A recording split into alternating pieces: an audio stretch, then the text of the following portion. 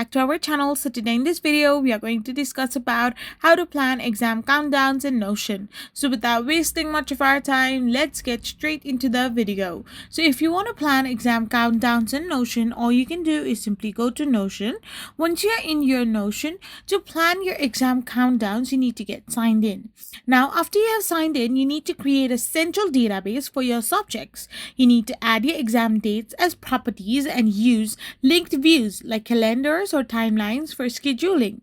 Then you need to integrate your countdown widget, often via a third-party embeds or templates to track down remaining days, and use filters and tags to manage study tasks and materials by subject or deadline for a holistic view. So if you're going to do this, then you will be simply able to plan your exam countdowns in your Notion without any delay. I hope you found this video helpful, so don't forget to hit that subscribe button and do give us a thumbs up. We will be back again with more informative videos. Thank you for watching and stay tuned for our next video. We will be back again really soon.